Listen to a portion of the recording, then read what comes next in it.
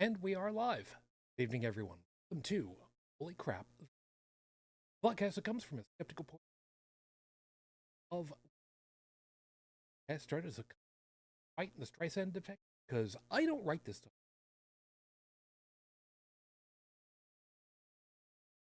I didn't have anything planned in any way. Then came to me. So, hi. Sometimes follow through with the old adage. Sometimes a jerk. I'm your main host. Dribble. You can find me pretty much SAGUIN.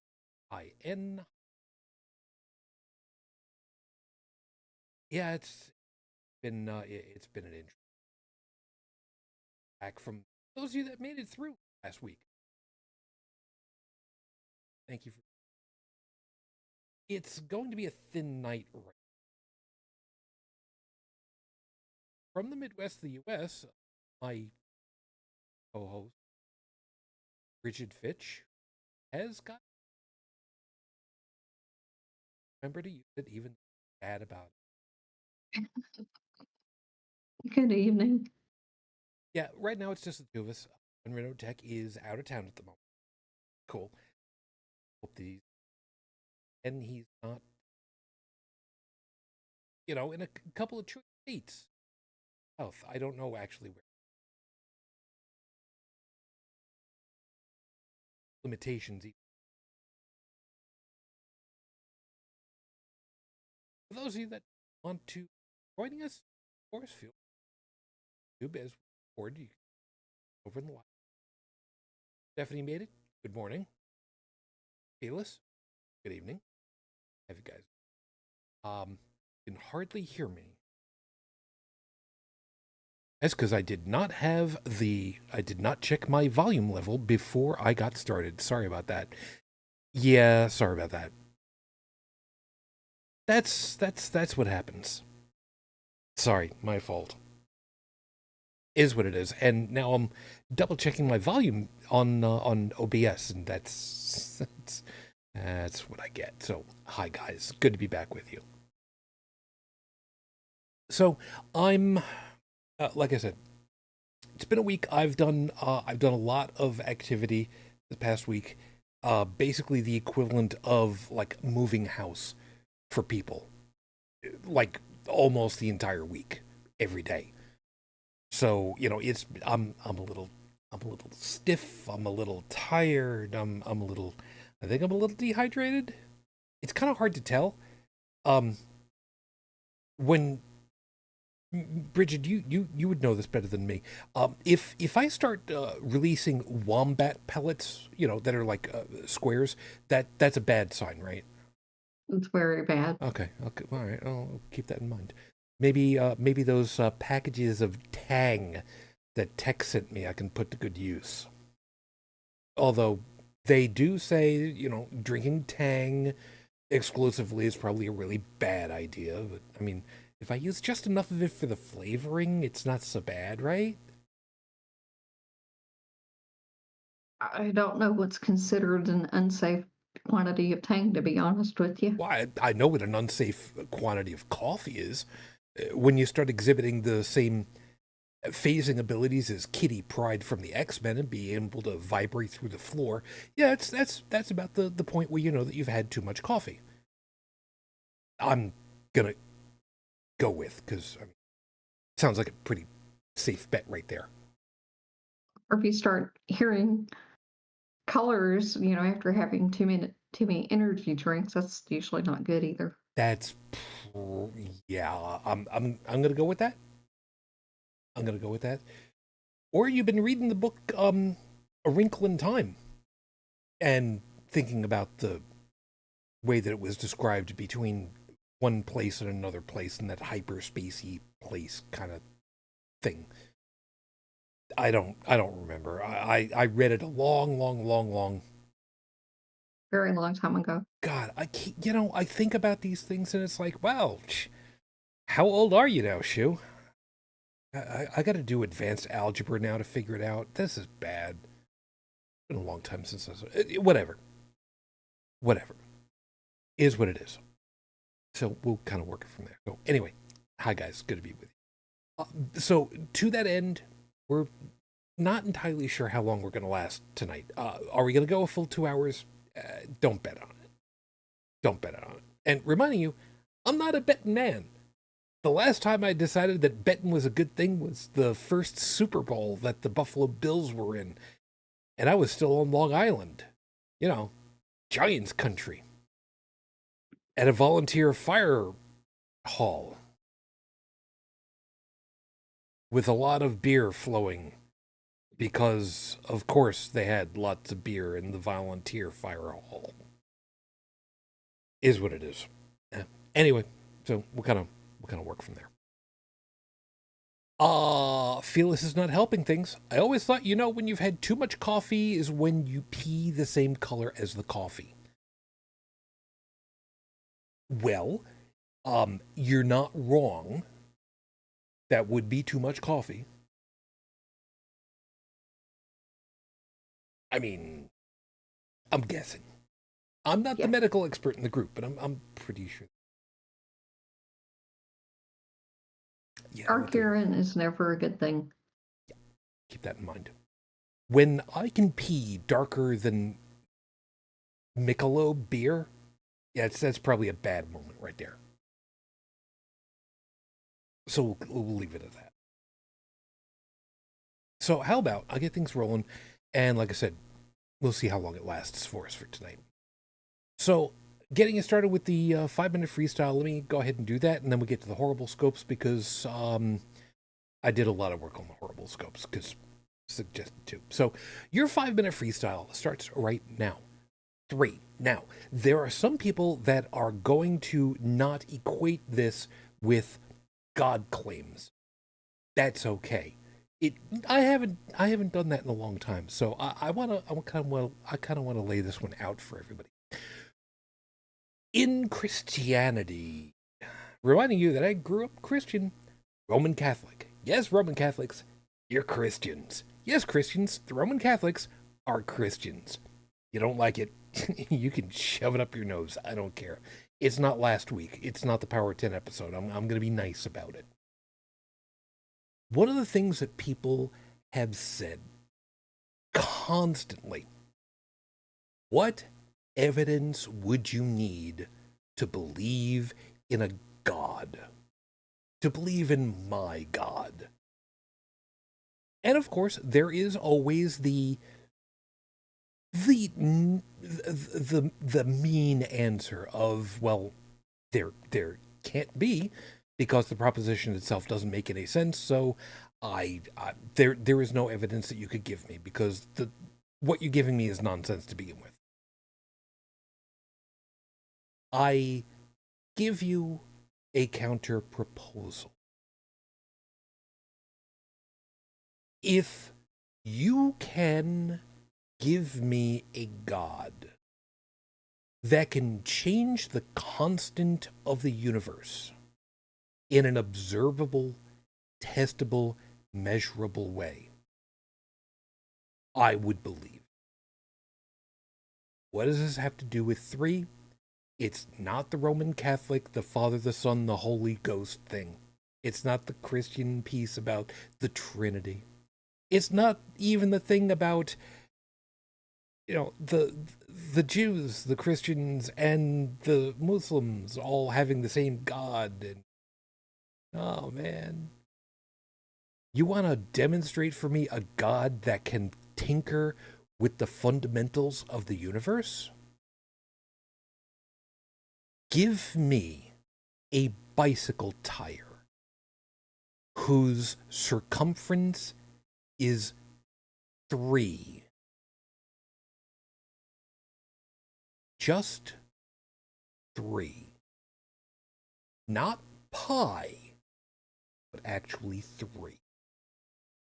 Now, for anybody that's kind of wondering what in the hell's going on over here, really quickly, bring you back up to speed. The mathematical symbol pi, which kind of looks like a double T with a curly, doesn't have to be curly at the top, but a double T. It is otherwise known as the mathematical formula for 22/7, the circumference of a circle. the ratio of, otherwise known as, and I was taught this back in high school because this is as far as you need to know, 3.1415926. That is an approximation because it just keeps going on and on and on. Doesn't matter. But what I was taught, 3.1415926, is supposed to be accurate enough to get the circumference of the known universe within the span of one proton. Close enough as far as I'm concerned. Now, why is this important? Because if you were to take a bicycle tire, put it on the ground, mark the bottom, and then spin it, have it run across the ground, and then measure out the diameters for each time you pass another diameter. And when you get to when it hits the down mark again, it's more than 3. It's more than 3 by just that little much. It's 3.1415926 approximately. Give me a God that can do that. Give me a God that can change the mathematical reality in a way that I can measure it, that everyone could measure it. Give me that. Don't give me one of these cutesy ones where give me a triangle where all of the angles add up to 180 degrees instead of 270. That's easy. You put the with all right angles in a triangle. You put that on a globe. It works. Give me a God that I can demonstrate. Any one of you. Go ahead. I dare you. And I dare the rest of you to go ahead and put that one out there sometime. See what happens. Actually, by the way, I was, Bridget, I was thinking about that one earlier today when actually a couple of days ago as I was, driving around because, you know full well, I drive and, mine just every once in a while just kind of goes on autopilot for a couple of seconds because, all right, I'm in my lane, I've got plenty of room between everybody. I'm doing fine. Everything's good. I see where everything's going. And all of a sudden something pops up in the head. And that was what popped up in my head. And I'm like, where the hell did that come from? My math teacher would hurt me. And it's like, actually, wait a minute. You want to tinker with the building blocks of the universe? That's actually a pretty good one, I think. I don't know about you. I mean, I was never a really great math wizard or anything, but like I said, I thought it was pretty good. Considering, doesn't it say somewhere in the Bible that the circumference of a circle ratio it's 3? Something like that. Yeah. So I'm thinking to myself, show it to be. We know that it's not, but tinker with the universe. Go ahead. Show me that you got it right. So we will see how that works. You did not tell me math would be involved. You don't have to do the math. I don't have to do the math. That's what we have Wikipedia for. Wikipedia can do the math. Don't worry about it. There's probably an app for that too somewhere. I'm gonna go with that because I mean somebody will have made it. It's just a question of who and when. Find out where it is. How about we do the fun stuff and get over to the horrible scopes and then kind of work it from there? How's that sound? Okay. So let's do that. So for those of you that were liking it, cool. Time for the horrible scopes. For those of you that know what your astrological sign is, cool. Those of you that don't, I don't care. I really don't care. That's pretty much how it works. Now, this week, we've decided that we're going to find you a new friend that will love you and listen to all of your whiny-ass needs That's right, we're getting you a pet. So let's get to picking, and may the best pet win. Yes, that's a My Little Pony reference. Anybody gets that? Cool. If you don't, go looking up. It's a great song. Aries, you are getting the prehensile-tailed porcupine. Originally from Central and South America, they are large rodents with an odor reminiscent of human body odor. Meaning if you carry it with you, you will have plausible deniability, finally. This week, lose the Axe body spray. Yeah, that stuff's bad news. I don't know which is worse, that or karate. Well, tried to kill a spider with it once, Did you use a and it lighter? changed. No, I just sprayed it with the Axe body spray, and then it decided its name was Brett, and it wouldn't shut up about CrossFit. See, that's why you need a Zippo lighter. Taurus. Hey, everybody else, don't laugh, because Taurus is getting a dick. It's a tiny antelope species that has been kept as pets in the past, being sold at a hefty $6,000 price tag. This week, start planning for what you'll be feeding your dick, because you'll have to explain to the PetSmart employees that you're not being lewd. If you don't know what a dick is, if you've never seen a dick, and most of us have not seen a dick in person, you can look up pictures. Just, I highly suggest not doing it at work, because somebody is going to get a bug up their butt about it. Gemini, get your passport in order, because your pet will be the raccoon dog, also called tanuki. This has an uncanny resemblance to a typical raccoon, but it's a canid from East Asia. They are one of the few federally banned species in the United States, but they're often kept in Europe. So this week, find the German consulate and apply for a visa. Come to think of it, I really don't know if you need a visa to visit Germany these days, but you know what? It's probably safer to go ahead and ask.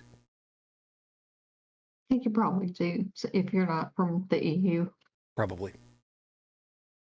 Cancer Moonchild, your animal will be the Hyrax. Resembling a marmot or some other common rodent, the Hyrax is the closest living relative to elephants and fairly related to manatees. At 70 centimeters, I cannot read tonight, 70 centimeters and 5 kilograms is the closest thing to a Vaporeon.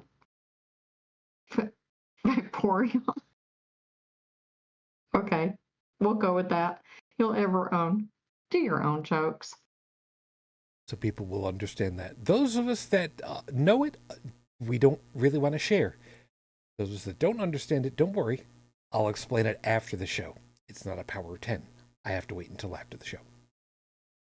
Leo, honestly, your pet is going to be one of the most symbiotic relationships on this list.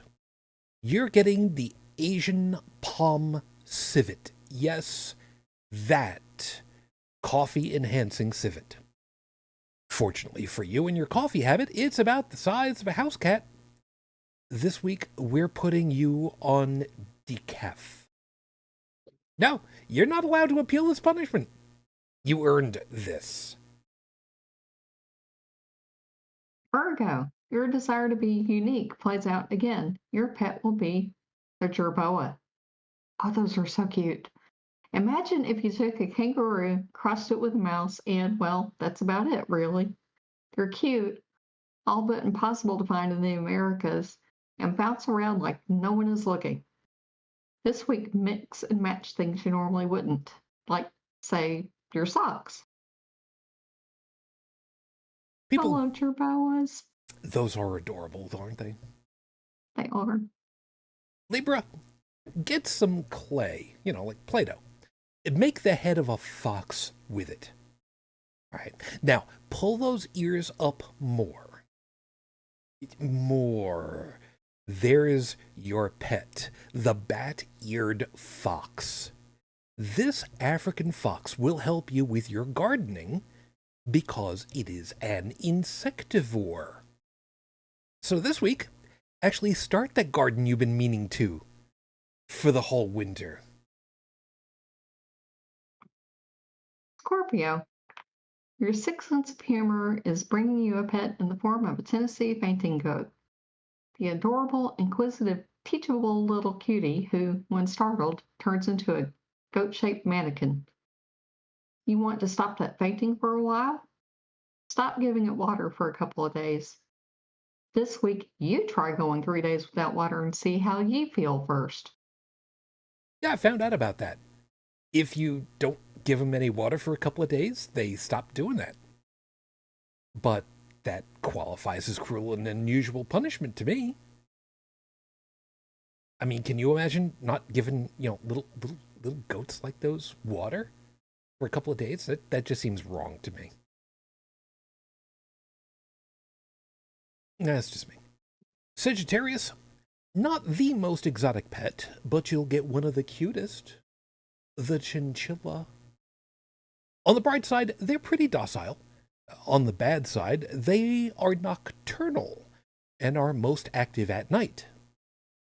This week, switch your work schedule around so you can spend quality time with your dust bath taking friend. Somebody else had already commented on it saying, yes, they are nocturnal. They are very nocturnal. They are extremely nocturnal. So, goodbye sleep schedule. Well, so are my cats. Your cats, however, are cats. It is fair to call them assholes because they are cats.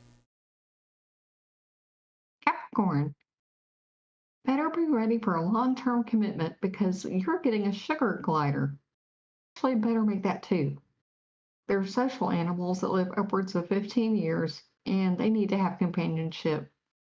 This week, learn how to sew a little sugar glider diaper for them. You're going to need it. It's true.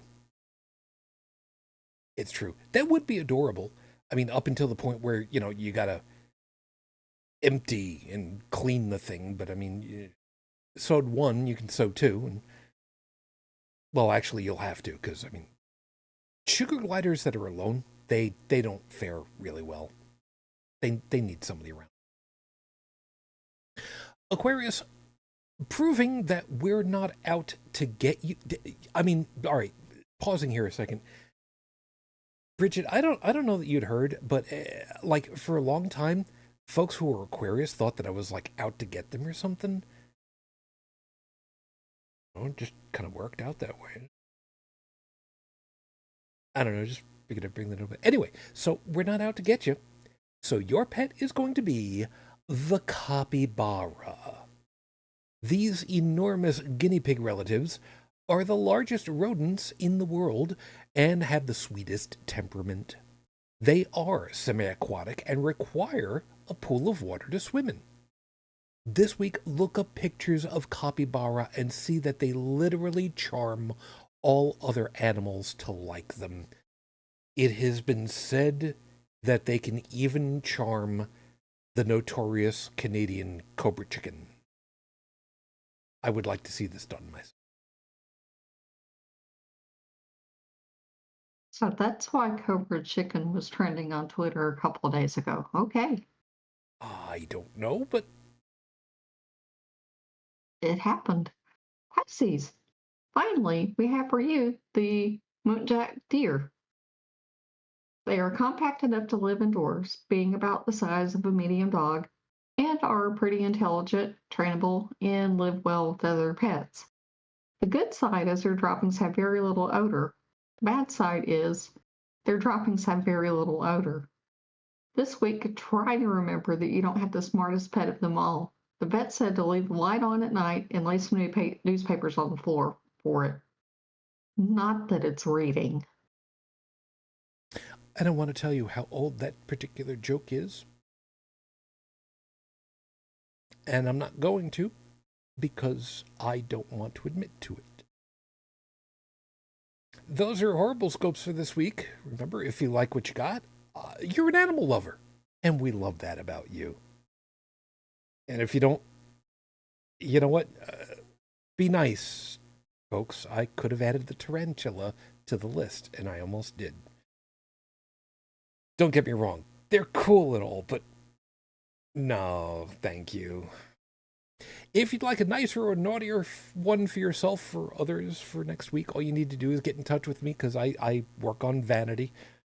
I will have these posted at the end of the week. Tumblr, Twitter, Facebook, Discord, all the usual spots. And I have an interesting theme that was suggested for next week, which is going to be a little bit interesting for me to make low PG rating. I'm gonna have to work on that one just a little bit. Should prove to be interesting. So we'll see how that plays out. No, I'm not gonna tell everybody what it is yet because I'm just not gonna. It's episode 451. Yes, last week was the Balls to the Wall show. This is not 451. AI is the news. Now, as always, there is a little bit of a catch on this one. Because AI, I could have said AI is in the news. I could have said AI has news. But see, the problem of it is there's a whole bunch of different things that have been happening. With the combination of video generations and image fakes and video generations and fake news reports and ChatGPT and voice generators and such, it's really tough in the infancy of this automatic generation of content to know, who's picking up the good stories, because legit groups have been caught flat-footed a couple of times. And like I said, we're still in the infancy of it all. What's going to happen in the next couple of years as this gets better? Because we know, A, it will, and B, well, there's plenty of material for it to get trained off of to learn how to do this stuff, so it's a scary proposition. So we'll kind of deal through parts of this and try not to get really upset and angry about stuff, so we'll see what it is. So to start things off on a slightly gentle note, a funny part of it all. In the show notes, I did link a couple of videos that had been generated through AI generation. I don't want to call it AI because it's not artificial intelligence, it's machine generated, and I don't even want to call it machine learning because it is, but it's not. It's kind of a distinction without a difference, I suppose. Because to me, learning would say that there is some conscious choices in pieces, and at this point, I don't believe that that's the case. At least I would very much like to hope so, because I really don't want to think about my phone suddenly sprouting, neuron connections and waking me up at 6:30 in the morning instead of 7:30 just so they could laugh at me for losing an hour of sleep. Get the idea. So, Richard, did you by any stretch of the imagination happen to see any of these items? I got the beer commercial, which is a piece of holy hell, and the pizza commercial. I forget what the name of the pizza thing was for it, but nightmare fuel, basically. So had you seen those or any others recently? No, I haven't, which is not helpful. No, but you know what? How about this? Pull up the show notes. Mute yourself out for a couple of seconds because one of them is only 30 seconds. I can fill those 30 seconds while you take a look at that because I can't wait to hear you laugh. All right, how's that sound? Okay, I can mute myself. Yeah, you do that, and let me fill in, folks, and you take a look at that. Now videos that have been posted to YouTube. There are a number of them, but those particular two that I added to the show notes are just two examples that we've mentioned before. There are others that are perhaps more popular, especially the backyard barbecue. Whew, okay, so yeah, it is fair to say that these are product advertisements, kind of on the same par as reading what the biblical account of what an angel is supposed to look like and then drawing that out. You know, the concentric rings with eyeballs all over them and seven wings on their backs or whatever the hell the description is. It doesn't really matter. But to say that these things right now are nightmare fuel because they are so wrong would not be overstating the case. But the problem is, again, this is at the infancy of this technology. And to see where this is going to end up, well, we had no idea when we started adding, wheels on the backs of horses that one day we would have cars that could be traveling people hundreds of miles on sunlight for fuel. So what's all going to be happening with all this? Honest and truly, don't know. But it's something that's important because as it gets better, it's going to be harder and harder and harder to differentiate what is real, what is reality, and what ain't. So, you've had the chance to take a look at them. What do you have to say about that nightmare fuel, Bridget? That was interesting. It's a good term for it. Nightmare fuel sounds about the right word, too.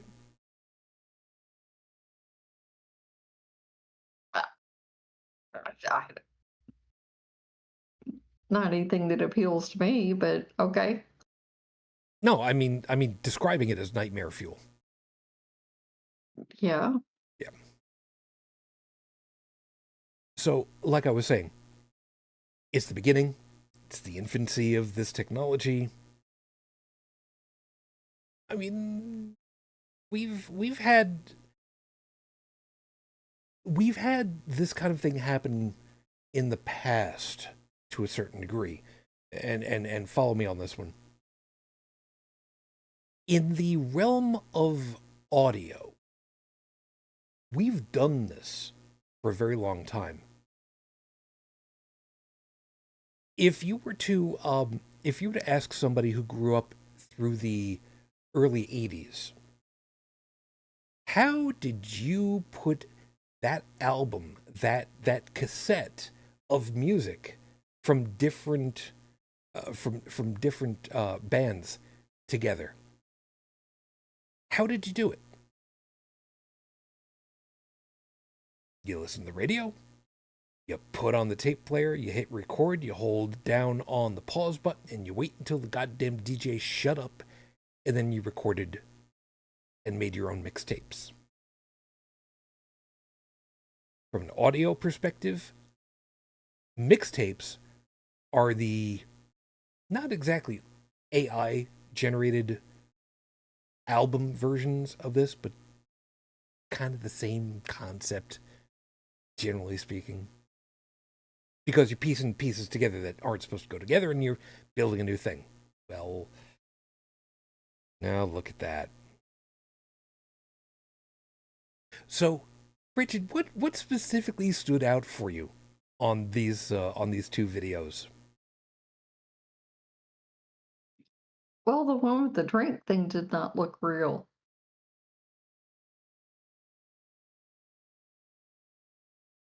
Well, come on, what part about it? I mean, Well, I mean, the misshapen cans or bottles or whatever the heck those things were supposed to be, and the people drinking on either side of them just, no, they were over the top. and the pizza commercial. That was cringy. Yeah, because mandibles don't work that way. A lot of pieces of physical bodies don't work that way. It was very disconcerting for me to watch these because just too weird. But like I said, as the infant steps, it's fair to say that we can look at this go. Sorry, that we can look at this and go, yeah, that's pretty cringy. And that only took how long to come from nothing to have this? That is kind of freaky, isn't it? Well, I mean, some of the bad lip reading stuff is actually pretty good. Yeah, but that's people actually doing that. That's. Hmm. Okay, Yeah, but some of it's pretty close, though. I mean, it looks like they're really saying whatever. it does feel that way. Yeah, yeah. There is that. So there is that. The the other item in particular that I wanted to hit, and I'm going to leave the text generation stuff aside for right now, because I mean we know about ChatGPT. We know it's been in the news a lot because college final exams and papers and stuff. Uh, some students have thought they could get away with using it and been caught out.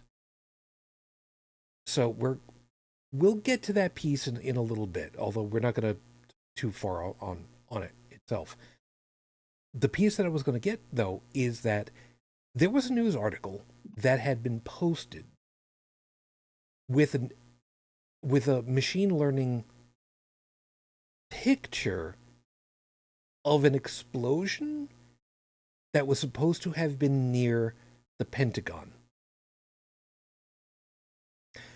And it made its circles onto social media and very quickly went all over the place and was even picked up by legitimate press agencies and transmitted by them before they had even gone and checked it out themselves.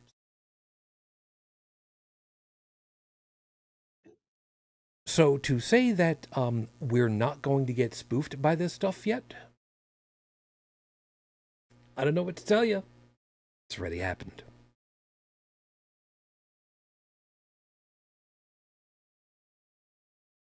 Now, Bridget, you were in the military. You, of all people, would know full well that Pentagon, not some place that you should be screwing around with, even virtually, probably because, I'm sure they get their hackles up really easily over there.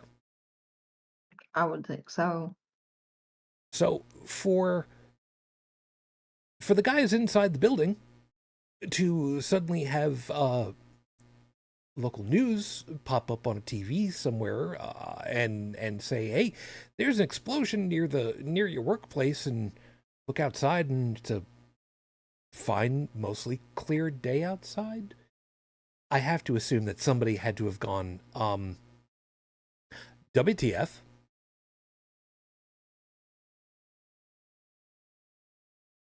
And I'm just wondering what the digital pathology group would have been doing once they found out about that. Trying to track down who put it out there in the first place to have a talk with them. Shouldn't be hard to figure out who did it, though. No, Wouldn't think. no, it wouldn't be, generally speaking. And for those of you that think it's, you have full anonymity on the internet, You don't. oh, you sweet summer child. You can spoof hardware MAC addresses all day long. It doesn't matter. There is always, even though the term isn't quite right anymore, there is always a paper trail. It's just a question of how far does somebody want to go looking into the heap. You think Formatting your hard drive 7 times is going to get rid of the data that's on it. You sweet summer child. You don't know the depths that these guys can go through to re-extract the magnetic information on a hard drive.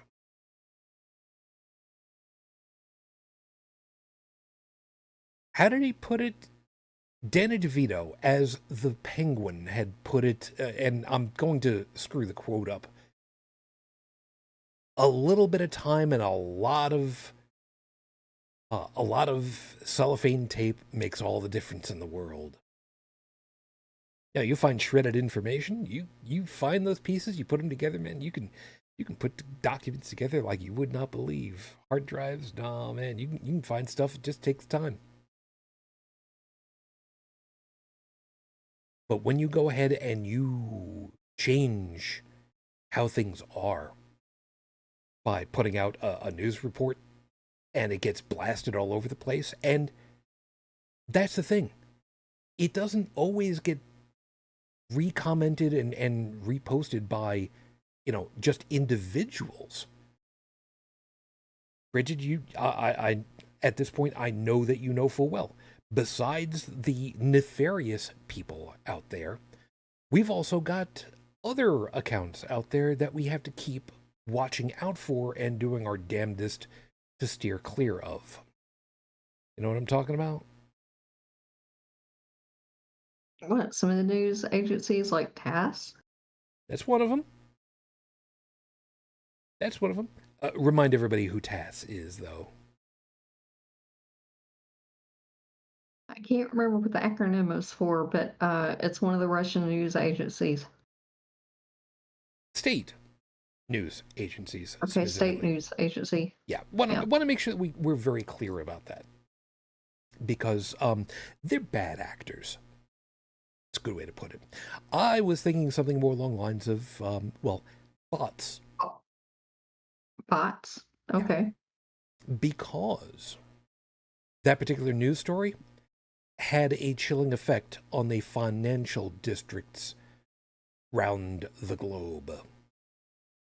Until it was found out about, and then, well, look at that.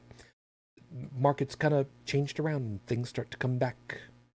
So, yeah.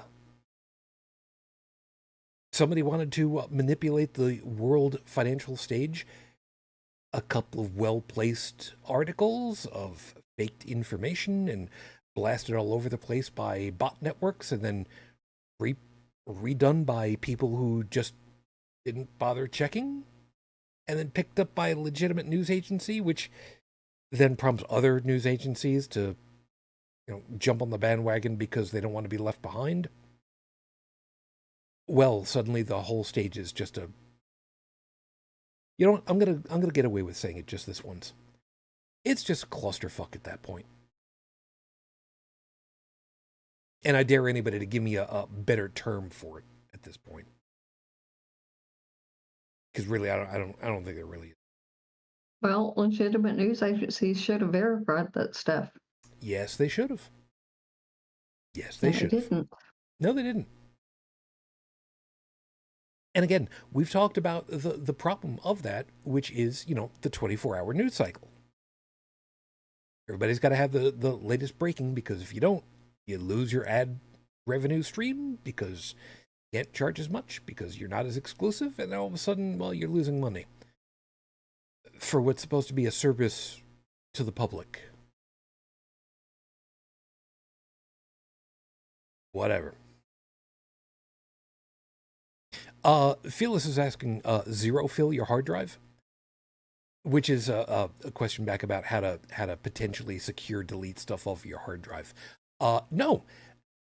The only tried and true method of saving your data and getting it completely, out of the way for anyone to find, thermite. Yeah, thermite might be your best bet. A couple of well-placed 50 caliber shots at, I was about to say, a hard drive platter is only about, depending as to the size of the hard drive, 5 inches across, 4 inches across.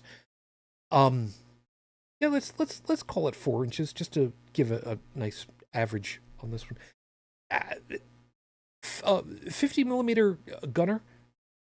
When they go for proficiency exam, how far back should they be shooting? I mean, I'm assuming a 4 inch target is, fairly good size. I couldn't tell you. I'm gonna ask a silly question. I've never shot anything that small. That's small. 50 I've cal. never tried. No, I mean, I've never tried to shoot at a target that is only that Okay, size. okay. You had me worried. I thought for a second that you were going to be telling me, "No, man, howitzers for me. I mean, you go big, No, no, no, go big or go home." You had me worried there for a second. no. M16's the only thing that I've Okay, shot. okay, all right. So let's go with that for a second. For proficiency shooting, for certification, what's the distance that you're supposed to be shooting at your target at? I don't know. Wherever they placed us, they didn't tell us how far back we were. I don't know. So it was stand here. There's your target. Here's your clip. Yep. You do it standing up and do it prone. Yep. Okay. That's what it was. Okay. Okay, that's perfectly fine. 1,000 yards. No. No, Fearless. No. 1,000. Can somebody hit a 4 inch target at 1,000 yards with 50 cal? The answer is yes. I don't know who the hell they would be. Not me. Not me either. Nope, not me. Because at that point, you're starting to calculate curvature of the Earth, density of the air currents. I mean, no, no, no. But if you want to make sure your data is well and truly gone, yeah, you need to physically destroy it. Acetylene torch might do it. It might. It might, but I mean, if you're gonna go with an acetylene torch, I mean, man, seriously, just go thermite. It's so much more fun, you know. Or open up the hard drive case and get a bunch of magnesium sparklers. Just get like five boxes of them and wrap around on the inside and light them up and close the whole thing up so that it melts. Maybe that'd work. I don't know. No, it's okay. Stephanie's pointing out Ukrainian snipers might manage it. You know what? Maybe. Maybe. You know what? Wouldn't be surprised. Okay, we're gonna take a left-hand turn for a second over here because I saw something on the news that made my heart sing. The nice folks over there in Ukraine were showing off some of their new vehicles with license plates. The first of which had a 4-letter combination followed by 069, which of course the teenager in me is giggling and having a good time. The 4-letter designation. Bridget, did you see it? It was NAFO. It was, I don't remember how many it was. I think I lost count at like 7 of those vehicles, and they all had NAFO something on them. Yeah, they ended up buying 180 vehicles. Man. Did you happen to notice what was on the hoods of each of them? I did not. 69th Sniffing Brigade. Okay. Okay. I did not know that. I did not notice that. I did not notice that. How awesome. And at this point, what percentage of the Russian military has been incapacitated in some way, shape, or form, have we figured? I'm not sure, but a decent chunk. Yeah, that's pretty much what I heard. Let's see if I remember right. Russia is about 8 times overall from Ukraine, which includes like population and infrastructure and economics and the whole thing. And poor little Ukraine over there is just kind of the lobbing bombs from overhead with a drone that's just got a good telephoto lens pointed straight down on it. I mean, don't get me wrong. I am very, very sorry that there has been loss of life. But at the same time, destroying armored pieces because you can, I'm okay with that.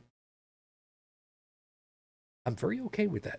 And I'm very okay that little by little there are Russian upper muckety mucks in the military that just, well, you really shouldn't have been there. And, well, how did you end up being so well revered when you did something stupid like, stick your neck out where it shouldn't have been? And then have it chopped. I don't know. It's just kind of the thing. Stephanie's coming up with stuff. Last figures I saw was over 205,000 dead, estimated. Probably a lot more. Wounded would be a lot more. Yeah, that's, you know what? Again, I don't like to hear about a loss of life because of war efforts. But, They're the aggressors. yeah. Yeah. And some of those kids, and I am saying kids for a reason, did have the opportunity some months ago. I mean, there were whole news things that were going on about it, to just lay down their weapons and come in. And they were given, no, let's see if I remember right. They were given smoke, they were given food, drink, a tongue lashing by the mothers and grandmothers that were still in the cities, because, I mean, they were kids, and given the opportunity to call their parents on the phones from the Ukrainians that were there. I mean, I'm not familiar with what's all supposed to happen with prisoners of war, what you're actually supposed to do, but I mean, to me, that sounds kind of more than fair. Well, even ones that have been exchanged have been told that they were treated very well. And the Ukrainians that came back were basically saying stories about how they were treated like shit. Yeah. Some of them came back, I believe the expression is highly malnourished. But you know what? Good morning. Good morning, Joseph. Morning. I did not see that you had just joined us. How are you this day? Yeah, sorry. Yes, yeah, sorry I'm so late. I actually managed to get a good night's sleep. Excellent. Glad to hear that. So, yes, joining us for. All right. So, are you in Paris currently? Yes, I am. Yeah. All right. And I will be for a while. Fair enough. Joseph, thank you for being able to join us. How are you this morning? Yeah. Yeah, fine. And you guys? What are you guys talking about today? Well, the long and short of it is, we were just kind of sidestepped over into the stuff with the war with Ukraine, because there were some real news stories that had been coming up and some great images. And shortly, we're going to slide back over to the AI fake news and stuff, and how to be concerned about how to figure it all out. So let's ask you. We were just talking a couple of moments ago about the news stories where the Ukrainians were showing off their new vehicles, all with the NAFO license plates on them. NAFO. NAFO. NATO. No? NAFO. North Atlantic Fellow Organization. What is that? Sorry. It's a bunch of brain damaged cartoon dogs that raise money for Ukraine. We donate money, get a personalized little Shibu avatar made. And so far we've raised we've raised over $5 million. That's cool. Yep. So it's all gone towards the war effort. We bought a whole bunch of vehicles, and so far we bought 180 vehicles and a sea drone and some other drones. Okay. And what was the reaction to all that? Oh, the Ukrainians love it. Okay, cool. Even President Zelensky had a really huge plaque made that, is probably about waist high. Thank you to all the NAFO fellows for contributions to the war effort. Yeah, that's awesome. Yeah, he has been, Zelensky, I should say, has been very appreciative. I have to believe that, well, no, okay, so remind me, before he was president, he was a comedian of sorts, right? Yes, and an actor, and owned a production company. Yeah. And there's a footage online of in one of his shows. There's footage of him shooting down his entire Senate with a submachine gun. Yeah. Yeah, he was like, kind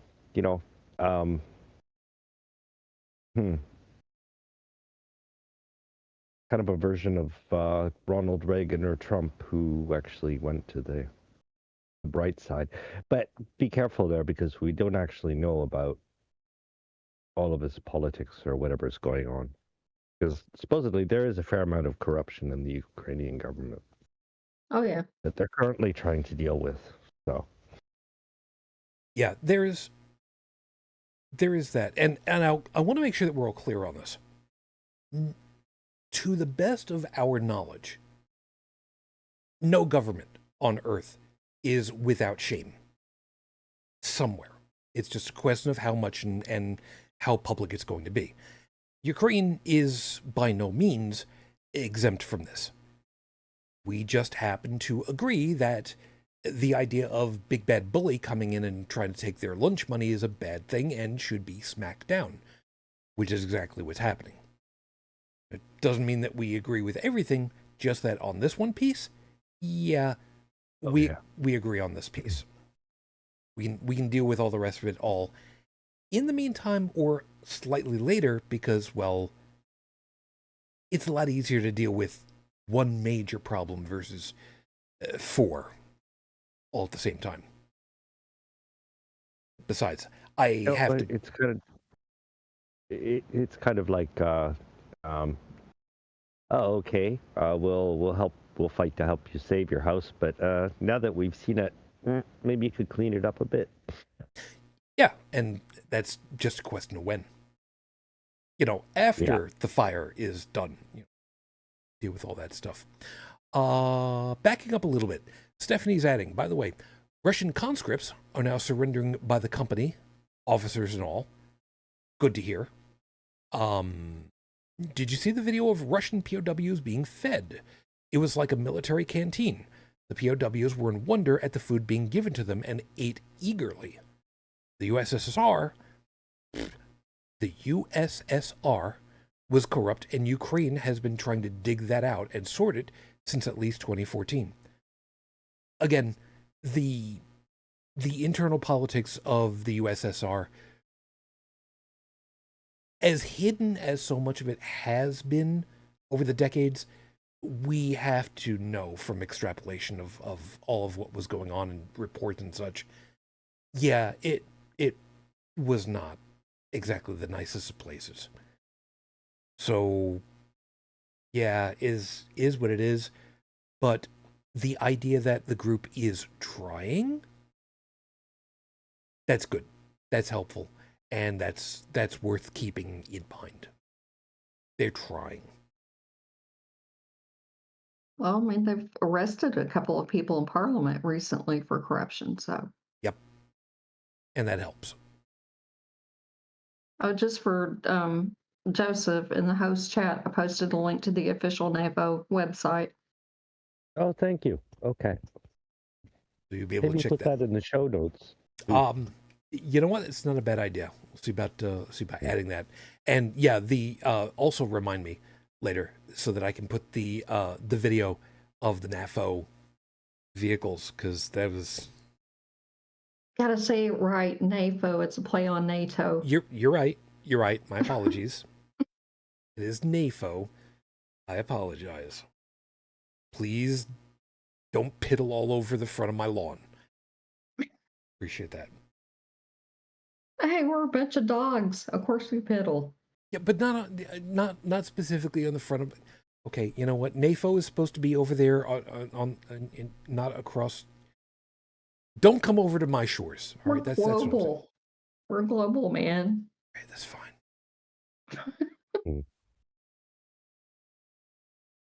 That's fine. Don't forget that the entire reason that Putin wants Ukraine back is that it spent most of its time it was agricultural production house, and I mean they were, as far as I know, they were fucking rich. Yeah. And that kind of situation kind of leaves one open to. But anyways, yeah. But what were you talking about earlier about AI? Yeah. So let's kind of tag part of this part of this back to tie it together. What was said just a couple of moments ago was that there are reports of groups in Parliament and such in Ukraine who have been arrested, and Stephanie's also pointing out there are regular arrests. Now, some couple of weeks ago, it's probably extrapolating just a little bit far, there were AI machine learning generated images of supposedly, now reminding you that these were fake images that were uploaded, of former president, twice impeached Trump, supposedly being manhandled and forced around and being grappled by some police force. Could have been NYPD for the way that everything looked. And it was not the greatest of images. So it was relatively easy to try to figure out that, this is wrong. There's a huge uncanny valley that's going on. And, oh, yeah, here it is. Here it is. This guy's got like 4 fingers all on one knuckle coming out and that kind of thing. So it was relatively easy to determine that this was a fake generated image. But it still stirred up a whole bunch of people who still just wanted to believe. And we talked about that one a while ago. But the idea now is, now that this whole generation system is in its infancy and is going to get quickly better by leaps and bounds, how do we deal with the idea that it's going to be significantly more difficult to try to suss out what is real news versus what is just generated crap? Yeah. Well, the only solution I've found so far is to select my sources, and usually it's sources who cite their sources. See, there's part of the problem. Because it is possible, even now, to do some kind of a combination of a chat GBT. I'm saying the wrong letters at the moment. I'm a little fuzzy in the head right now. I'm sorry. A combination between that and deep faking in order to have a simulated newscaster feeding information out. Oh, but what I mean is, like, when you see something, I mean, already, if you're skeptical, you should question everything you see. Sure. And eventually, um, just looking at random shit on the internet, yeah, of course you're going to come across stuff like that. But, whenever I see a news story or something, all right, already in Facebook, I'll probably just skip over it. But I mean, yeah, wouldn't it be possible to trace the origin of the video? And I mean, where is it being published? I mean, you should ask yourself all sorts of questions around that. And I mean, with time, like I've always done that, and with time, my source of information has become narrower and narrower. I mean, down to even like NPR and stuff like that. Although they've been duped a few times. Yeah, which was exactly the point that we were making earlier, that there was a photo that was circulated, a generated one, showing an explosion near the Pentagon couple some weeks back, and the fact that it circulated heavily by I want to say could have been by bots, because I mean, why the hell not? By people who didn't know any better, because they're just going to go ahead and react to it, and that it was picked up by legit news agencies who didn't verify it yet. That would already, a news agency that doesn't verify the source of its information, that'd be on my blacklist right away for sources of information. All I'm saying is that, we just have to up our bullshit detectors. And I would tend to agree with you. And it takes more work. Sorry about that, but a lot of people think thinking's hard. It doesn't cost much. No, but you're right. It is hard.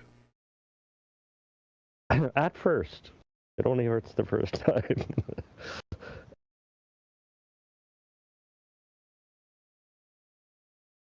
It just makes life more difficult for us. That's for sure. From here on out, but it's going to affect us. I mean, even if we do think we are skeptical about news. If the greater part of the population falls dupe to something and they go into a panic, that's going to indirectly affect us. Even those who do think to take the time and work. Yeah. Now, and care. Part of the problem with that faked news story, the faked explosion, by the way, is not just that it circulated as quickly as it did through whatever methodologies, through whichever portals, and not even the fact that it was picked up by an otherwise legitimate news agency. And I'll have to track down, because I've forgotten the actual ins and outs of what went where with which groups and such. But the fact that it impacted, as we said earlier, it impacted the worldwide financial tableau. I don't know that I'm using the right word, but for some reason my mind is tired enough that that's the word that came out of it. So, all right, fine, whatever. And there was a marked change in the way that the financial markets went, until it was determined that it was a bogus news story, and then things kind of recovered. But as we've said on too damn many occasions, the damage had already been done. The writing is on the walls. This is something that will happen again. It's just a question of when and what it's going to be and how bad it's going to be. And that's part of why I think this is really, really important to try to, hustle through at this point. to hang on. I wish we could hustle through this period.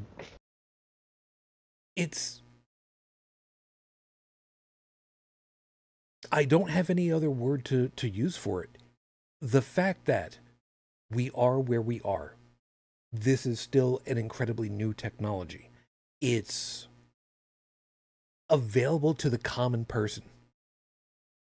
This is terrifying to me. Because the possibility of any tool can be used for any purpose. You could use a hammer to insert a screw into a 2x4. You could do it. It's not very efficient, but you could do it. And the end product is not nearly going to be as good as using the right tool for the right job, as the old expression goes. But the fact that this tool is still being honed and could be utilized by anybody at any time for any purpose whatsoever, that's just a recipe for, well, who only knows yet. Could be for good, could be for nefarious purposes. It could be for making new ways for classroom education to be happening. Maybe you make a new avatar that can teach individual kids and help them be tutored in areas where they're behind on, or help kids that have got an accelerated learning in a particular area to move on through, the grade expectations for that particular topic and subject. But bad actors using this to control the world market, that terrifies me. It's it's funny, you can take that individually, but it's just, again, it's just another circumstance of the same thing happening as a whole, as that our economy, as it stands, or those who control it, they depend on stupid. They depend on us not thinking, not questioning anything. We would like unquestioning, complacent, consuming society. They don't care if they work anymore. But I mean, that's just part of it. I mean, if that's their goal, well, they're already doing it. So.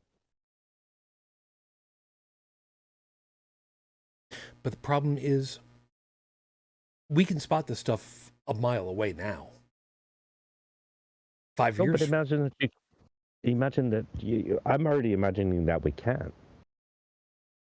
That it becomes so good that it becomes, it looks absolutely real. And if you know anything about fakery, I mean, you can even fake the metadata from the source. Sure. But yeah, basically, we're going to have to question the source of any and all information. This kind of makes things hell. And we should be, the entire reason we pay for newspapers or news services and stuff like that is, the journalists should be doing it. It's going to make their job harder. But I mean, that's what we pay them for, right? Theoretically. Yeah. But there's another piece. You can't have reporters in the field everywhere at all times to check on the veracity of any story. It's just simply not possible. At least something comes across your desk and you don't know where it comes from, then ignore it. Maybe. But then again, even if there is something that can be researched, for instance, getting a news reporter on the ground, going to a local news agency to collect information. Okay, that's certainly doable, but how? Since forever. The problem is that they stopped doing it. In a lot of ways, yeah, it's exactly right, because financially, it's exceedingly difficult because who foots the bill? The local Yeah, but that's news. how they did that's how they did it before. I mean, that's another problem is that it's going back to from another show what we're talking about. I said that when I was a kid, I was excited about the advent of technology, that it would make us all smarter and we'd know more, but actually quite the opposite has happened. It's made us quite lazy and even intellectually. Plus, you take the wealth disparity. Profit-oriented people who um, would rather maintain their profit margins than pay their employees. I mean, it's a big mix of everything together. It is. It is. And the area that I was trying to get over to is that the reality is, because you can't have trained reporters, journalists, investigative reporters at all places at all times, the concept Because you can't. you simply all right. But Wait. journalism is always. Let me clarify where I'm starting my Okay. premise from. Trained, professional, news gathering people from an organized news agency. As an example, from a Reuters?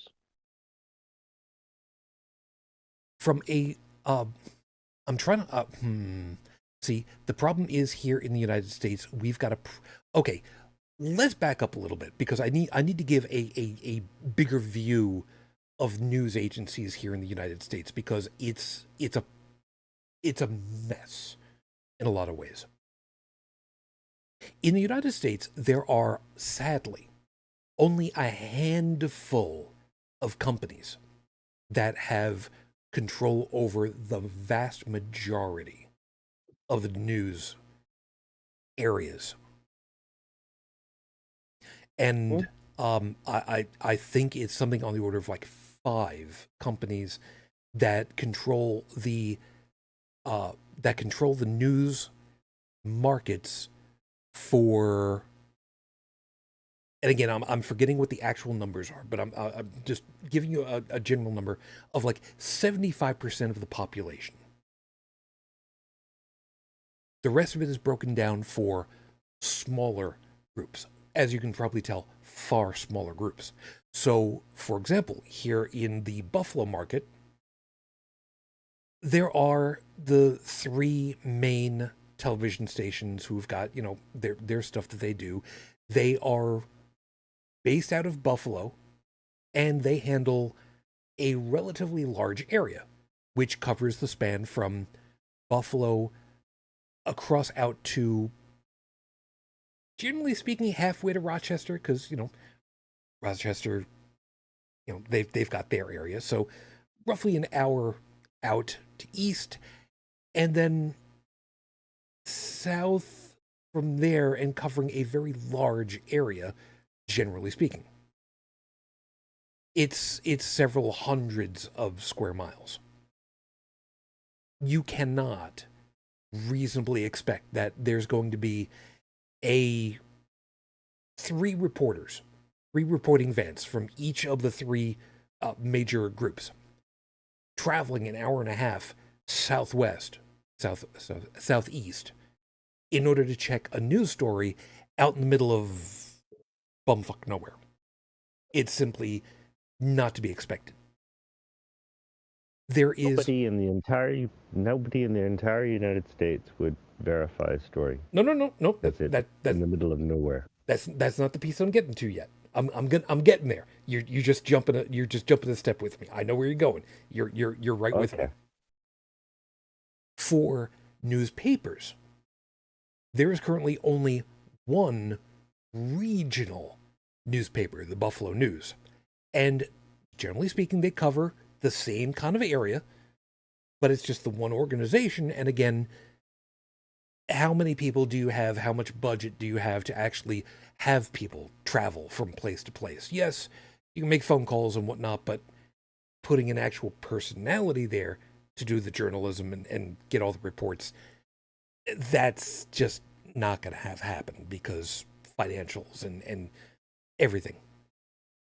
So that's where the idea over the last couple of decades, the last 20 years, let's call it, the idea of citizen journalism has truly come into its own, because with the advent of the smart devices that can take video at any time in beautiful high definition quality at a moment's notice and then be uploaded to anywhere, everywhere within seconds, that's how we can get the information verified very quickly from every corner of the globe currently. And I'm pretty sure that's where you were looking to go with me, right?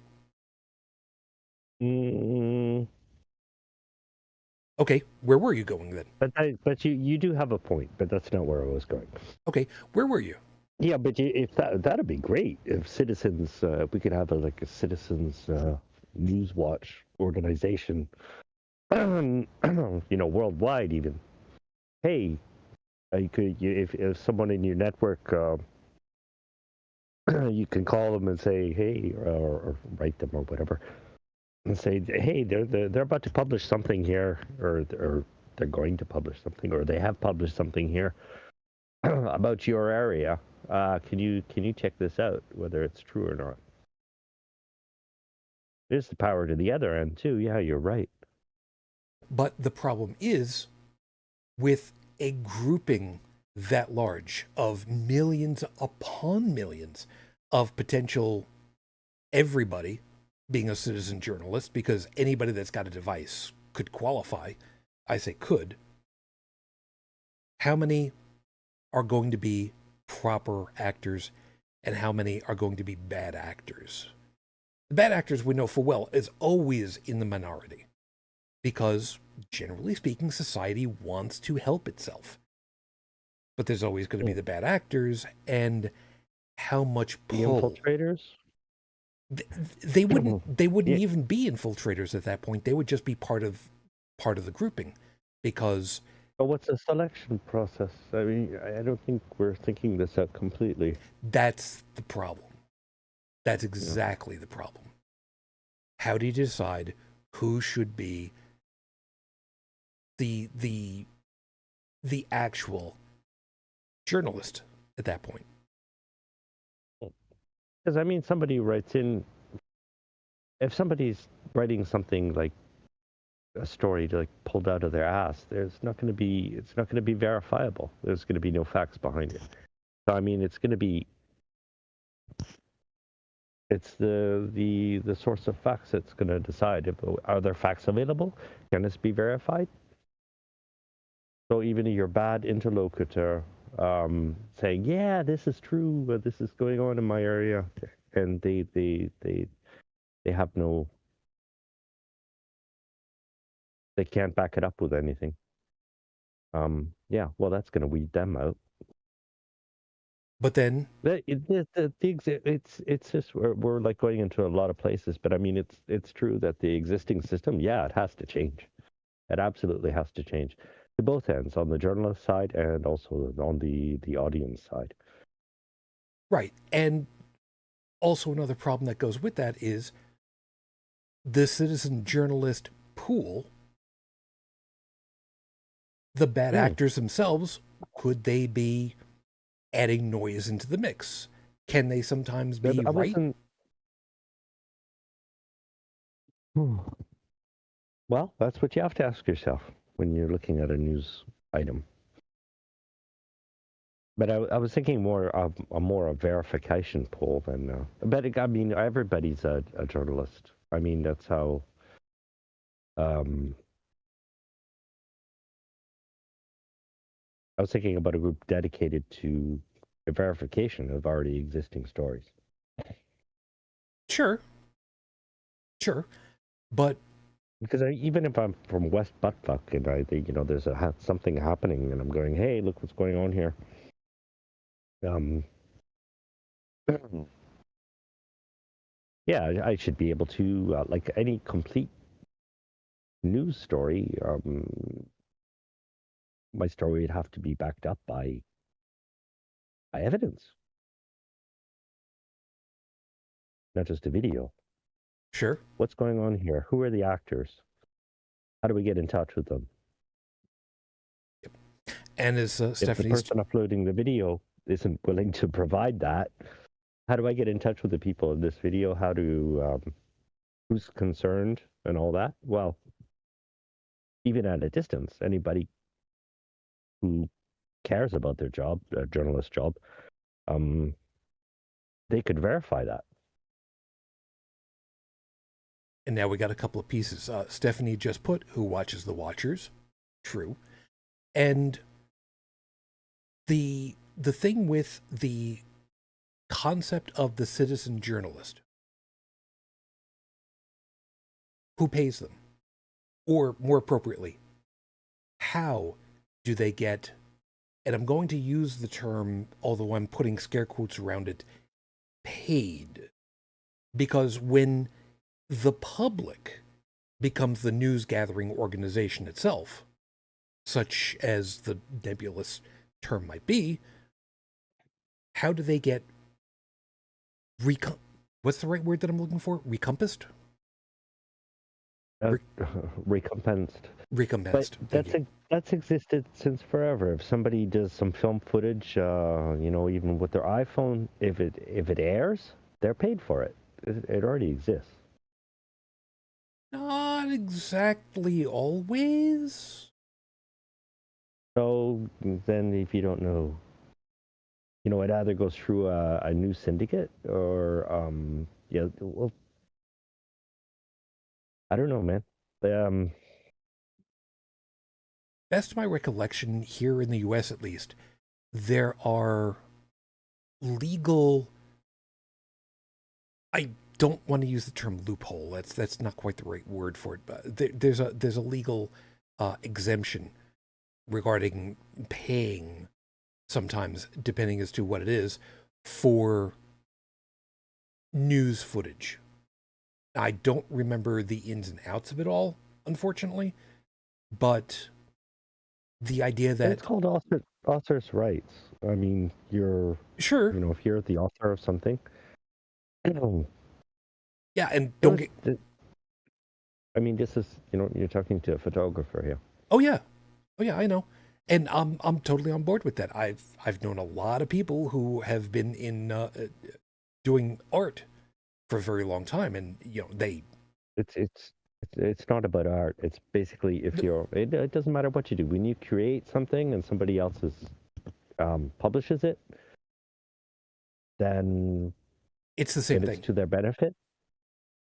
But yeah, it's all the same thing. I mean, I imagine you made something and then somebody else used it like for free, and made a buck off it. That doesn't happen. I mean, there's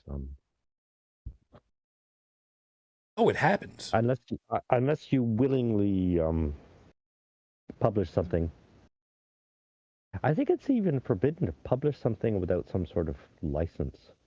Yes, but the fact that there are laws about breaking copyright doesn't change the fact that copyright violations happen minute by minute. Yeah, but we're talking about the exception, not the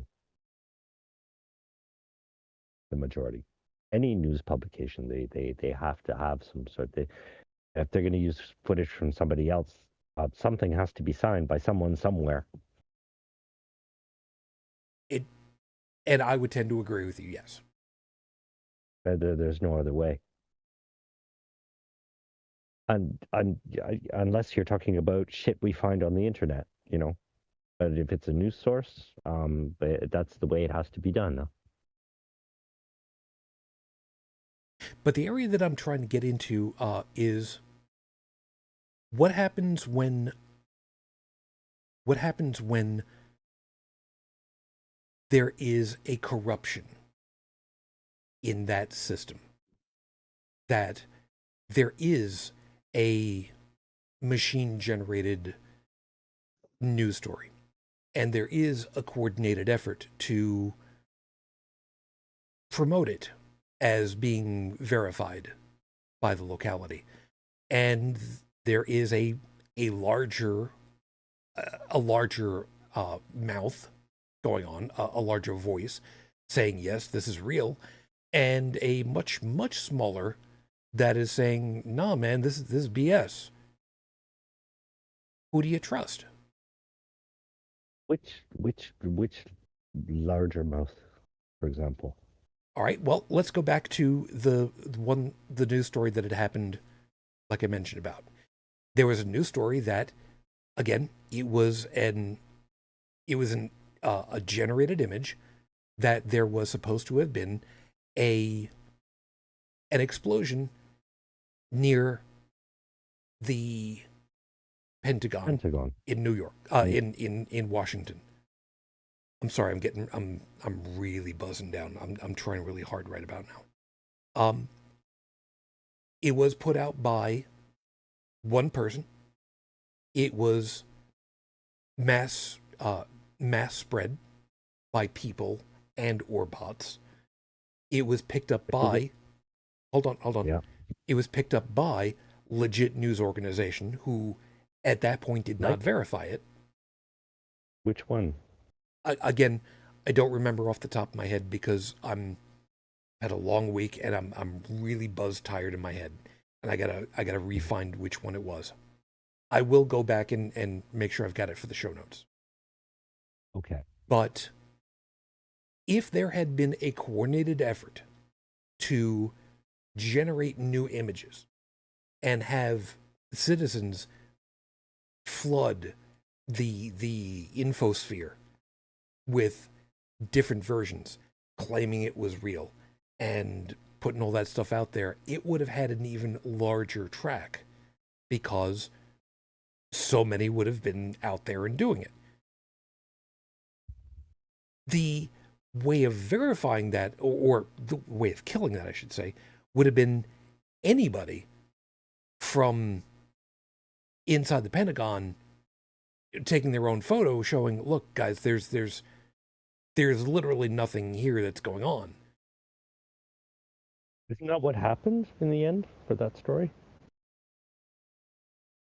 I forget which step it was that was taken for saying or displaying that nothing had happened. I do think that there was a press release or something that, or got in contact with the Pentagon who said, no, man, there's nothing going on here. But then the problem becomes, again, should you trust the big agency? Shouldn't you have somebody actually out there check it out? And you know, the Pentagon, that's a high visibility location. Sure, it's easy to get somebody out into a location over there for exactly that reason. Somebody who is a professional to check it out. But if it's not in a well-traveled, high urban environment and it's just out somewhere else, again, at that point, similar situation. Something's generated. Multiple people generate similar things, put out similar stories. There is a very small number of voices who can fact check it by comparison because, you know, out in the middle of a town that's, 400, 500 people, which voice do you follow?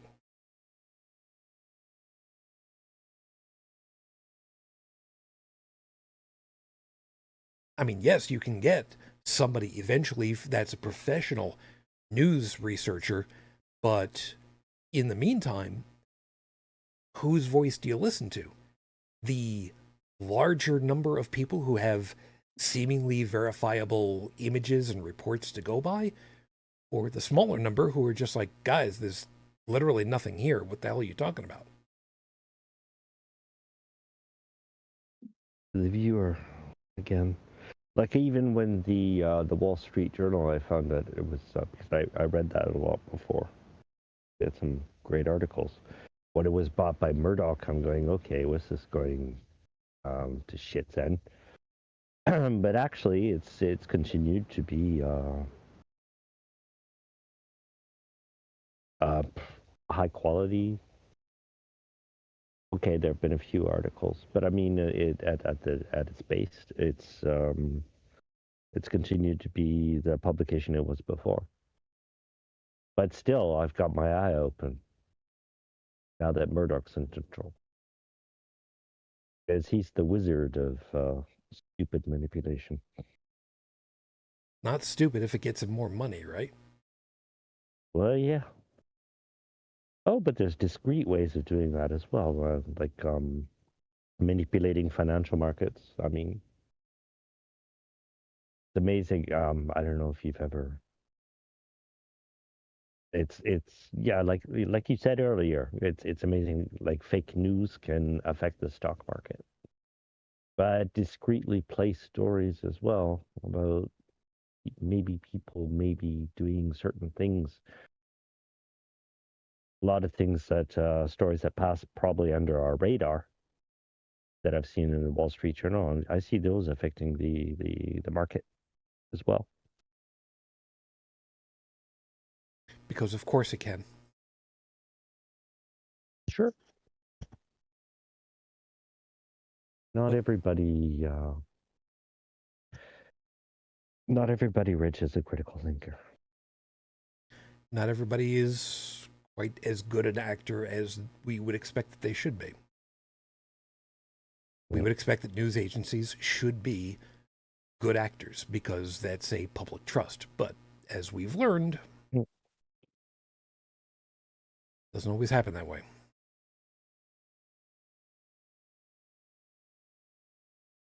And while we've still got just a couple of minutes left, because I'm starting to get starting to have some pain happening in my shoulder again. Same thing I had yesterday, so it's a known commodity for me. Bridget. Hmm? Oh, you're still. Hey. Still I'm hanging still on. here. I just Okay. don't have much to contribute to this topic. Yeah. That's okay. But the piece that I want to finish. What are your news? You. Sorry, I'm sorry. No. Go ahead. Yeah, I just wanted to ask you, what are your news sources? Me personally? Mine? Yep. Yeah, you too.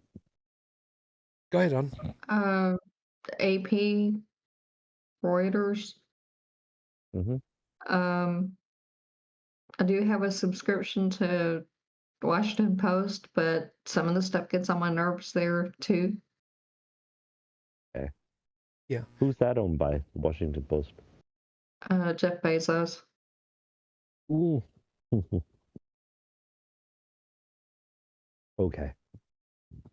And I did cancel it at one point, but then they, had an offer if I came back for $1 a week, and so $1 a week, is not bad. Yeah, there's that. For me, if I'm looking for legitimate stories, I try to relegate myself to AP, Reuters, NPR, BBC. I know full well there are plenty of other items that come up on the Google News thing on my phone, and there's a whole bunch of stuff that comes up. MSN, Yahoo News, and a whole bunch of other things. And I know full well that those are their own separate category. They're just in some cases they're just clickbaity. They're just get some word out, and I treat them as such. But if I'm dealing with like the legit important news pieces, I try to stick to the ones where I know full well that they will be trying to be giving the correct, accurate information as more than not. And that's why, the stories that come across that are, about what's happening at what's happening in Texas for the impeachment of the DA. No, not D. It was HE. the Attorney General. Right. Thank you. I told you, man. I'm really dragging hard right now, trying to remember all these pieces. I will end up getting relatively local news agencies also, because that they're the ones who are the closest to. And I know full well I have to take that stuff with a grain of salt, because local news agencies, they're easier to manipulate. They're ones that you have to be a little bit more careful about. But Well, are you already forgetting? Like we have about the same age, I think. But our childhood, there was no news outside of local news in the 1970s, 1980s. This No. shit, this news cycle, it didn't begin until the end of the even the 19 like the mid 1990s. All this started. When did Fox start? No, it wasn't Fox that started it. It was CNN. I know, but Fox was actually it was CNN, and So that was 1980. yeah, but like growing up, and wasn't CNN cable before anything else? Yeah. Yes. So it wasn't accessible to anybody. So it didn't, or to everybody. So Right. So but when we were growing up, all news was local, and we would depend on our local news to get big news from the national networks. I mean, that's how things were before. The complete opposite of today. and for where I grew up, which was in the New York City market, reminding you. So I was halfway out on Long Island. So for me, the newspaper, you had your choice of a couple of them. The relatively local at that point was Newsday. And I remember when it was still an up and coming, newcomer onto the scene. And when I was in grade school, I was reading that newspaper, and they did a good job of making sure that they wrote at a slightly higher level also, which I as a kid I appreciated.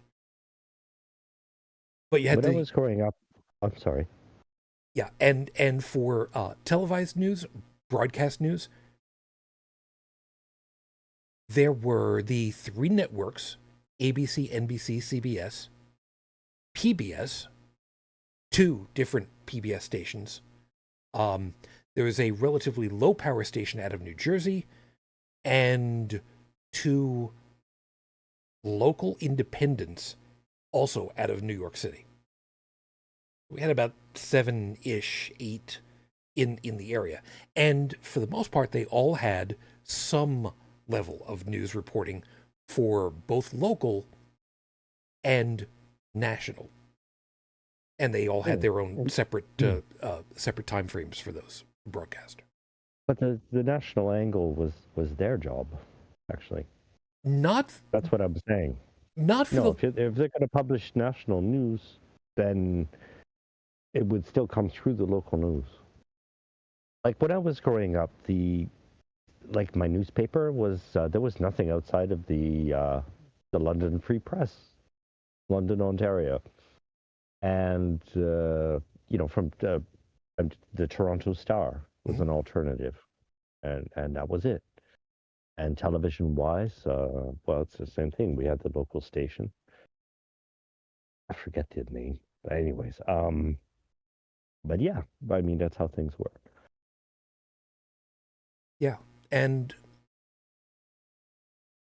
when there was a much larger investment in these groups. What do you mean by that?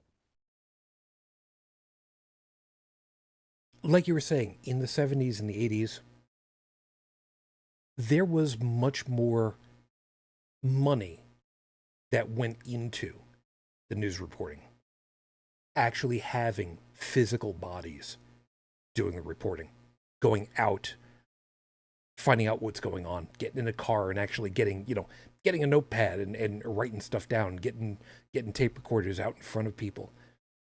There were larger groups doing that, even at the local level, especially at the local level, because ultimately all news is local. Ultimately, because it affects the individuals, and they want to know, how is this going to affect me? Fair answer. Fair question. And that has been a steady decline in the number of people. Fewer and fewer in any organization. Science desks at newspapers. Why bother having them? We can have the guy doing the sports desk, help co-write some of this stuff, because I mean they're writers too. How hard could it be? And corners get trimmed like crazy. It's complex to look into, but I mean, it's also it's a mix. One of the most crippling things, everything is so expensive nowadays. Everybody wants their fucking 40% profit margin. So like sending somebody from one place to another, and all that has become more expensive than it was in the 1970s. Sure. But to the opposite end, technology has made it such that it should be actually cheaper to do this kind of thing. But again, profit-oriented people, they're just not willing to pay. Exactly. And technology has made us lazy. And what's to It's a stop? mix of everything together, and it's wider than that, I'm sure. So. And what's to stop these same groups from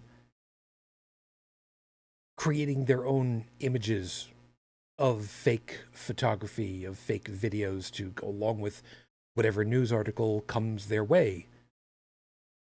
Because, it's a simulation of what could be, and it could just be in a small disclaimer text. I mean, the same way that you can't have actual, trailing video directly of a SpaceX launch outside the rocket. It's all simulation up on the screen. We know what it's supposed to look like, and we know full well it's. You can be damn sure that it comes from their agency. And if they can't verify that, if you can call them and say, "Hey, is this you?" Then don't publish it. Sure. Basically, the word to journalists is just don't be lazy. But if they can get the same impact at a lower cost, why shouldn't And they? they're assholes. But they're still getting their money. They're clickbait. But they're still getting their money. They're not a news organization. But they're still getting their money. Then they should stop calling themselves journalists and take the money.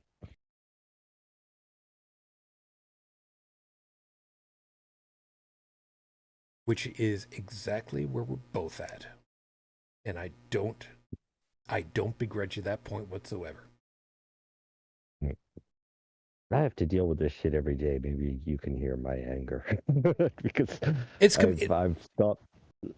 I've stopped looking at the web. I mean, totally. I mean, I remember back in the in the 90s, it was wonderful. Everybody had their own web page and everything. But now the web has become a cesspool. I mean, even Google has just gone completely to the dark side.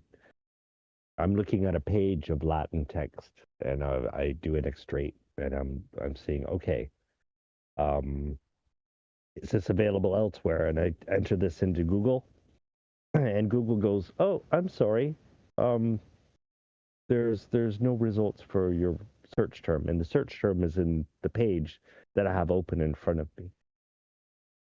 And it's just like they tell you, they think they know.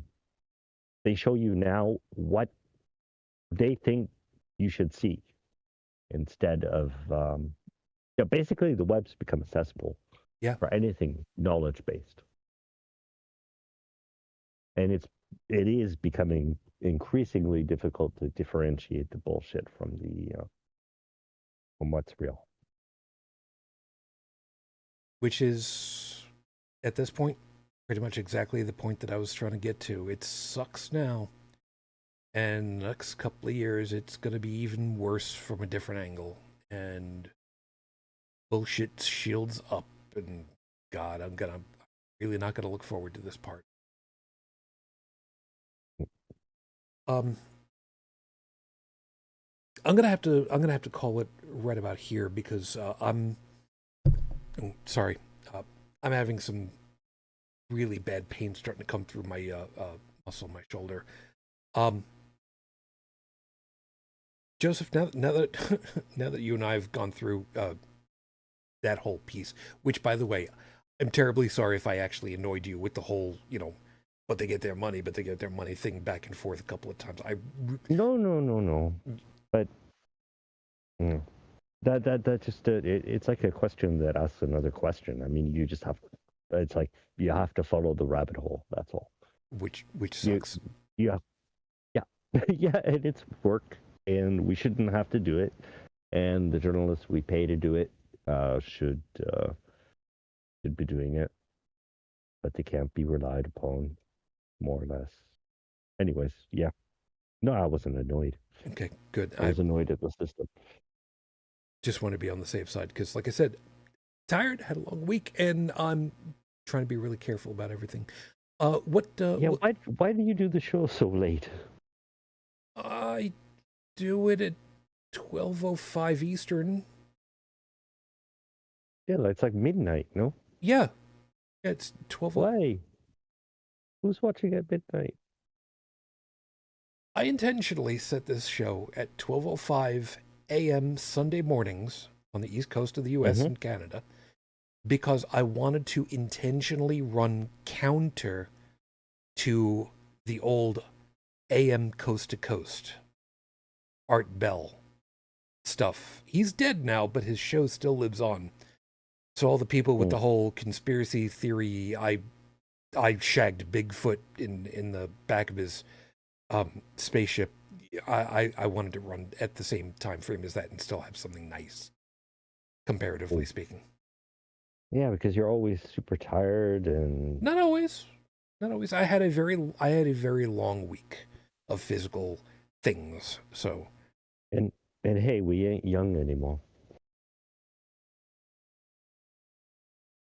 Bridget knows full well why I'm rolling my eyes. Okay, Bridget's an exception. No. I'm older than all of y'all. You know what? You're not older than both of us combined. You sure about that? I'm older than Susan is.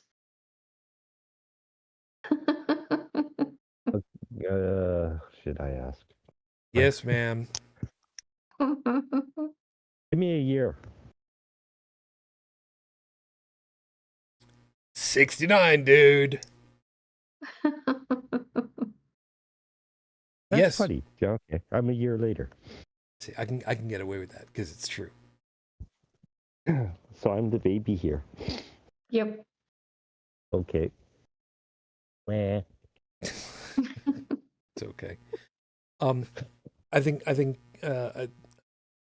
don't think that I've got very much of anything to really add on to anything. Bridget, you got anything to finish off with for right now? No. That's okay. I just want to add, it's like, I'm asking about what time the show is. I mean, but it's great for me because most often if I'm not spending 2 weeks sleeping 2 hours a night, I wake up around 5. But I remember Deborah, Heretic Woman's show. When I was on there, that was like that was stupid hellish for me because I would have to wake up at 3 o'clock in the morning or something like that to be on that show. So like actually, well, what's hard for you is convenient for me, but yeah. That's okay. So I guess maybe it is a good thing that she's finally dead as a doornail. All right, good job on that. All right. What? I never said that. No, you didn't. That's not at all what I meant. Come on, she'd be cackling and you know it. Uh, Bridget knows full well she'd be cackling, and you know it. I still miss her. yeah, I think about her a lot. Yeah. Anyway, I've still got the. you've still got what? There was one time she sent me a box of. What is she? She sent me a box of Kraft dinner and Swiss chalet dipping sauce. Nice. And she sent it with like a box all wrapped with wrapping paper on it, like little hearts all over it. And yeah, Oh, I've still got the box. That's adorable. That's great. Yeah, that. Great. And Seeker did see you over there. Sorry, didn't answer you. Who? Deb, heretic woman. God, it's been how many years? God, That brings up after. I've got a question for you guys after the show. Okay. Sorry. Yeah, we lost her a couple of years ago, unfortunately. And it still hurts. And I'm trying to be real careful because Monday this week was 18 years since we lost my wife, so I'm trying to compartmentalize two of these and not have them cross the streams, so to speak. Let me close this with this, just really simple. This machine learning stuff is going to get better. Objectively speaking, it's just going to. It's just going to. How are we going to be able to tell when it's virtually indistinguishable from reality? I don't know. But then again, I'm also not the type of person to be setting technology policy anywhere, and with good goddamn reason. I'm not an expert in the field. None of us are. I just really, really hope the ones who are the good actors. Because otherwise, this is going to be a shit show on a level that we can't even conceive yet. I don't want to see that happen. We got to get out of here. I have to get out of here, and I got a couple of things I got to add to the show notes before we get out of here. So everybody, thank you for being with us. We hope that you found something worthwhile in all of our perspectives. And look at that, we actually made it to the 2-hour mark. Didn't think it was going to have happen. So we'll be looking forward to seeing you. Seeker, Stephanie, Felis, thank you guys. And I'm sincerely glad that we did not have a 3 week in a row troll. So good for us. I know. I'm just asking for the great God Murphy to show up, but you know what? Whatever. It's all good. It's all fine. Joseph, I'm glad you were able to make it. You take care of yourself, man. It's good to hear you. Yeah, well, thanks for having me. I'm sorry I was late. that's okay. It's okay. Tell you, man, you show when you do, because, I mean, it's dark stupid in the morning, and well, the only person that really needs to be here is me. So just thank you, and glad to hear you. Oh, thank you, sir. Bridget, I know full well, and I'm going to take it off the table, the GOP, who has decided that we're going to hijack the economy and hold it hostage. I'm going to preemptively give them the fuck you for this week. So who have you got in particular instead? Well, I was going to say Matt Gaetz because he's the one that actually used the word hostage. I did not realize that part. He did. Well, look at that. As if he couldn't be a bigger piece of shit. I don't think you're supposed to say that part out loud, but he did. I'm sorry, I really shouldn't refer to him as a piece of shit. Shit can be used as fertilizer. It has a purpose. Could you see the sarcasm coming across on my face on the audio? I'm just kind of wondering. I hope so. So yeah, I can absolutely hear you on that one.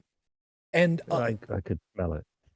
yeah, and I think collectively we can send a very opposite thank you to the Democratic Congress critters who were out there who laughed and jeered when Marjorie Three Toes banged her gavel and called for decorum in the House room. Thank you all. You were our voices, and we appreciate it. Maybe not The Joseph. laughing and jeering was awesome. Yeah, maybe not Joseph's voice because he's not an American citizen, but you spoke for all of us anyway, so we appreciate it. Thank you.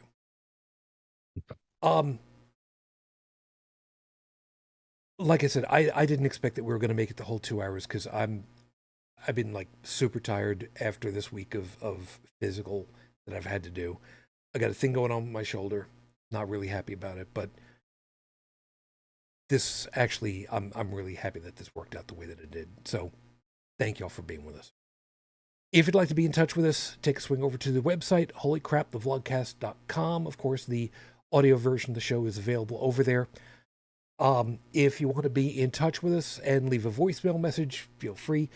859-HCTV-554, 859-428-8554. One of these days, I will actually memorize it so I don't have to look at it.